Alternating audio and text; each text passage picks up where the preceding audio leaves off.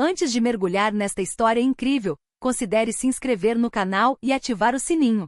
Cada história aqui tem algo a dizer, e você não vai querer perder nenhuma. Ele a humilhou e a esbofeteou, sem saber que ela era filha do general-chefe do exército. Washington, D.C. Uma manhã amena e tranquila de sábado envolvia a capital dos Estados Unidos. O sol, ainda baixo no horizonte, lançava uma luz dourada sobre as fachadas antigas dos edifícios de tijolos vermelhos e pedras brancas. Testemunhas silenciosas das muitas histórias da cidade. O ar estava fresco, carregado com os aromas misturados de café moído na hora e folhas caídas de outono. Evelyn Carter, de 27 anos, acabava de sair de um táxi amarelo. Seus passos eram calmos, quase medidos, enquanto caminhava em direção ao pequeno e popular café que dava para uma rua movimentada, uma mistura de turistas e moradores locais. Ela usava uma roupa simples e elegante, calças bege de corte impecável, uma blusa azul clara com mangas levemente arregaçadas e uma discreta bolsa pendurada no ombro. Nada em sua aparência revelava o vínculo extraordinário que a unia a um dos homens mais poderosos do país. Seu rosto, com traços suaves porém determinados, trazia a marca de uma dignidade serena, forjada por anos de educação rigorosa e altos padrões, mas também pela vontade feroz de se construir. Dificilmente se imaginaria que ela fosse filha única do general William Carter, chefe do Estado-Maior Conjunto, um herói nacional respeitado tanto por seu carisma quanto por sua carreira exemplar. Para Evelyn, esse peso era tanto um legado quanto um fardo. Ela crescerá em um lar onde os princípios de honra, sacrifício e disciplina eram ensinados desde cedo, mas também aprenderá a cultivar humildade e discrição. Ela não era de se gabar ou reivindicar quaisquer favores associados ao seu nome. Em vez disso, escolhera trilhar seu próprio caminho, afirmando sua identidade longe dos holofotes impostos pela posição social de seu pai. Após se formar em psicologia, Evelyn decidiu se dedicar a uma causa que lhe era cara: ajudar veteranos que sofriam de transtorno de estresse pós-traumático. Trabalhar em um programa de apoio e reintegração civil permitiu que ela combinasse a herança militar de sua família com uma abordagem humana, empática e quase terapêutica. Naquele sábado, ela estava apenas passando por ali, apressada, mas calma, ansiosa para encontrar uma amiga de longa data e compartilhar um momento simples e acolhedor. Ela não imaginava que em poucos minutos, seu mundo viraria de cabeça para baixo, devido à reação desproporcional de um homem uniformizado que não sabia seu nome nem sua história, e que desencadearia uma tempestade inesperada. Ao cruzar a porta do café, Evelyn sentiu uma sensação repentina no braço. Uma mão firme, quase agressiva, a agarrou com força. Ei, você! Mostre seu crachá de segurança. Você não pertence a este lugar. A voz era áspera, intransigente.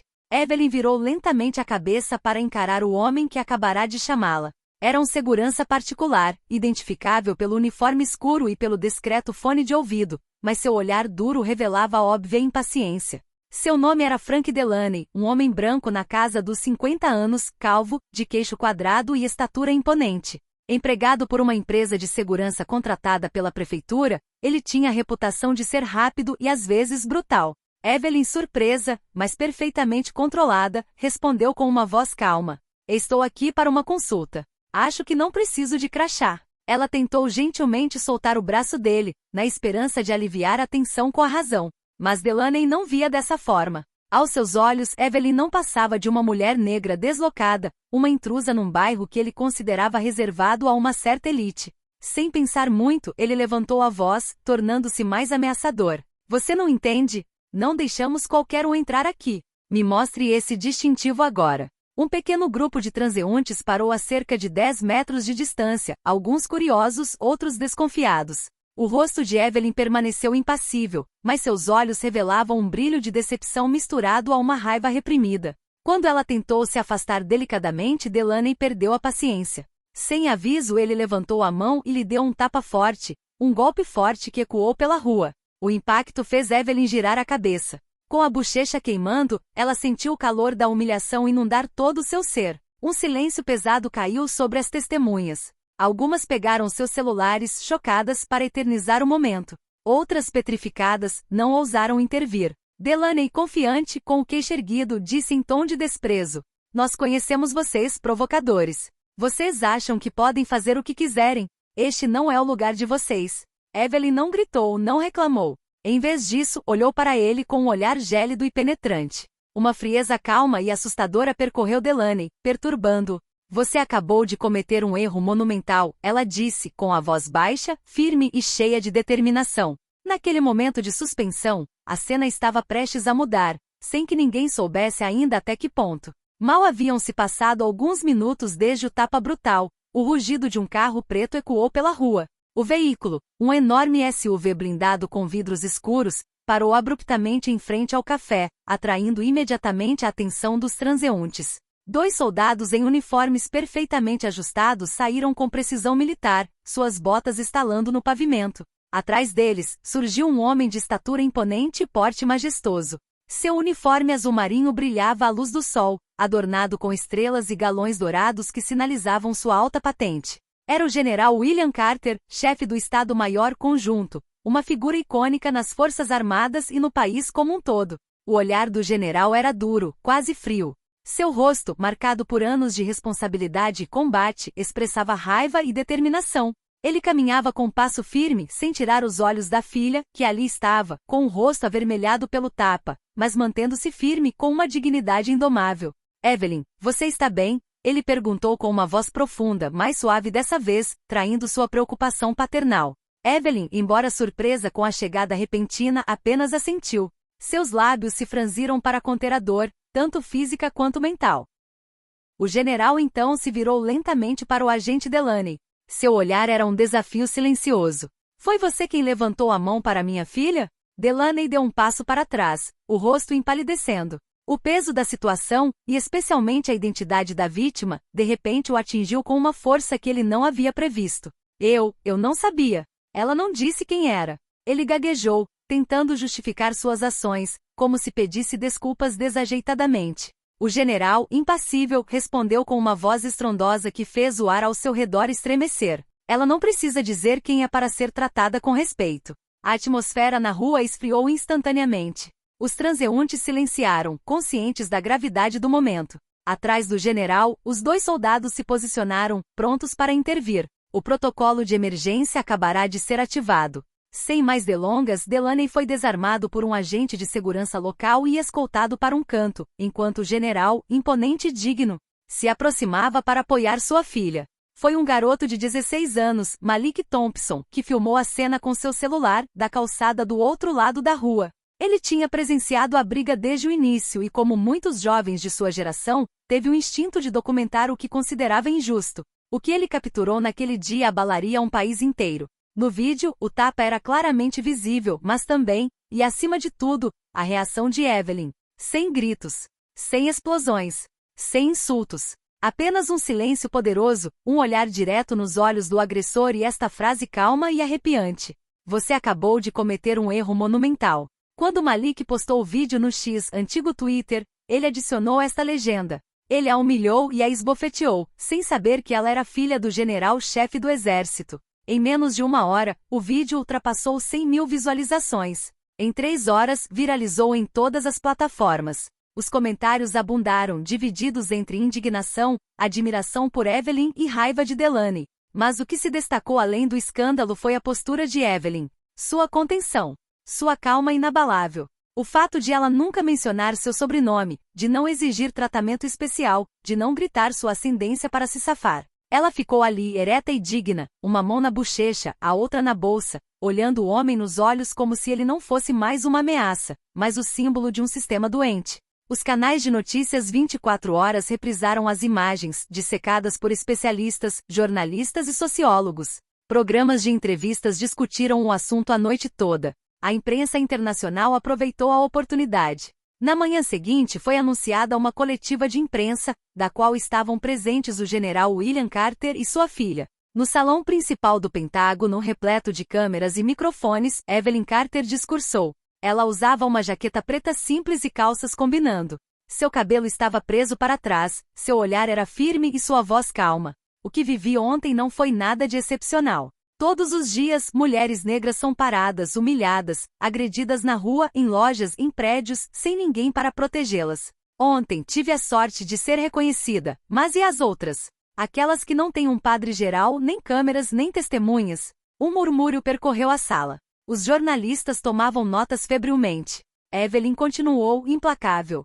Hoje quero usar essa visibilidade para acabar com isso.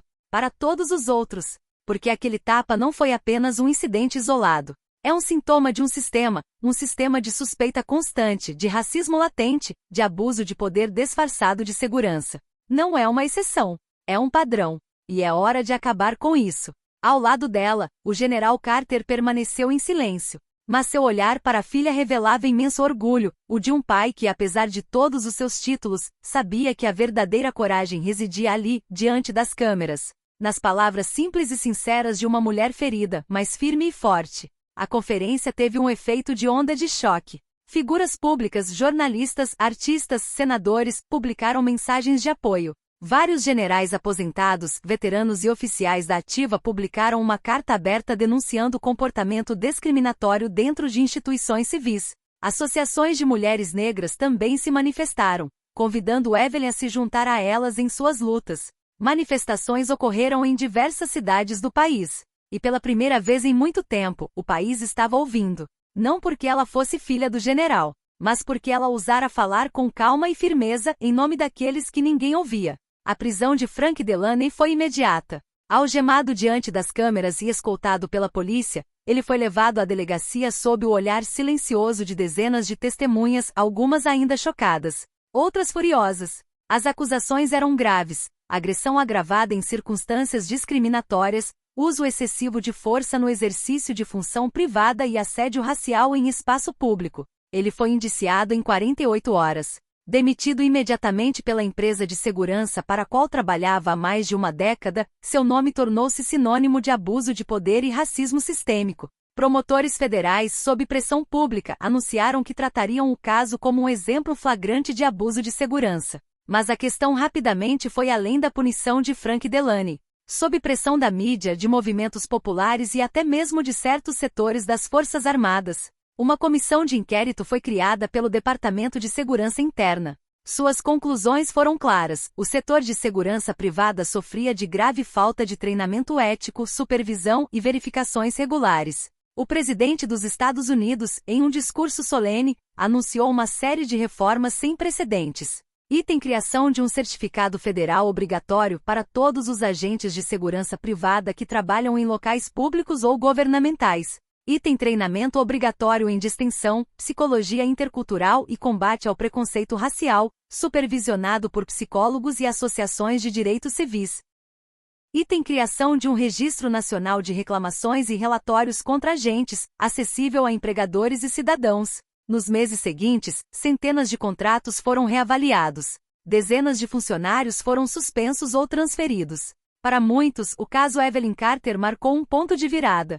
Evelyn, por sua vez, não ficou em silêncio. Recusando ofertas de entrevistas sensacionalistas ou contratos lucrativos com a mídia, ela decidiu seguir seu próprio caminho. Com uma pequena equipe de advogados, ativistas e psicólogos, fundou a Fundação Carter para a Justiça. Seu objetivo: apoiar, defender e auxiliar vítimas de violência discriminatória, seja ela física, institucional ou psicológica. A fundação rapidamente se estabeleceu. Item: uma linha direta nacional de escuta e denúncia, disponível 24 horas por dia, 7 dias por semana. Item: células de intervenção psicológica para mulheres atacadas ou humilhadas em espaços públicos.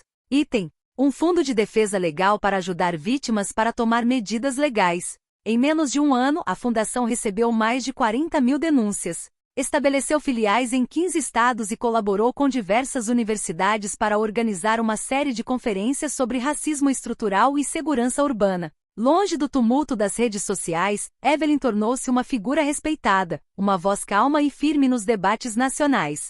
Ela foi convidada a comparecer ao Congresso, onde proferiu um discurso notável. Este país construiu instituições poderosas, mas agora precisa construir uma cultura de respeito. A arma mais perigosa nem sempre é uma arma de fogo. Às vezes é um olhar, uma presunção, uma mão levantada contra alguém que você não quer ali. Suas palavras ressoaram além das fronteiras. Ela foi convidada a discursar nas Nações Unidas durante uma sessão especial sobre direitos humanos e violência racial. Mais uma vez, ela rejeitou o patos ou a raiva. Falou de equilíbrio, dignidade e transformação. A ferida deixada pelo tapa nunca desapareceu completamente.